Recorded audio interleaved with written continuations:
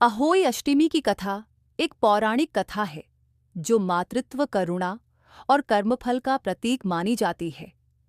यह व्रत कार्तिक मास के कृष्ण पक्ष की अष्टमी तिथि को किया जाता है, जब माताएं अपनी संतान की लंबी आयु और सुख समृद्धि के लिए अहोई माता की पूजा करती हैं। अहोई अष्टमी की कथा बहुत समय पहले एक नगर में एक साहूकार और उसकी पत्नी रहते थे। उनके 7 बेटे और 7 बहुएं थीं। दीपावली से कुछ दिन पहले घर को लीपने पोतने के लिए सातों बहुएं मिट्टी लेने जंगल गईं। उनके साथ साहूकार की बेटी ननद भी गई। ननद जब मिट्टी खोद रही थी तो अनजाने में उसकी कुदाल से स्याहू साहिनी के बच्चे को चोट लग गई और उसकी मृत्यु हो गई। यह देखकर स्याहू बहुत क्रोधित हुई और उसने ननद को श्राप दिया कि मैं तुम्हारी कोख बांधूंगी। भयभीत होकर साहूकार की बेटी अपनी सातों भाभियों से विनती करती रही कि कोई उसके बदले यह श्राप स्वीकार कर ले।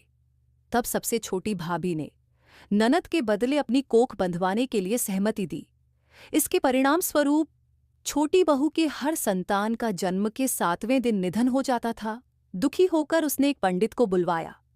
पंडित ने उसे सूरही गाय की सेवा करने का परामर्श दिया। वह गाय की बड़ी भक्ति और सेवा करने लगी।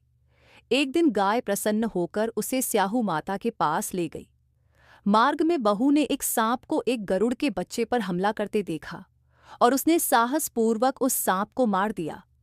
बाद में जब स्याहू माता को यह ज्ञात हुआ कि बहू ने जीवन दान दिया है, तो वह प्रसन्न हुई और कहा, तूने महान पुण्य कार्य किया है, अब तेरी कोख खुल जाएगी।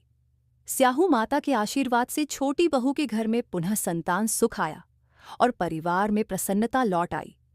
तभी से यह कहा जाने लगा कि अहोई अर्थात अनहोनी को होनी में बदलने वाली शक्ति।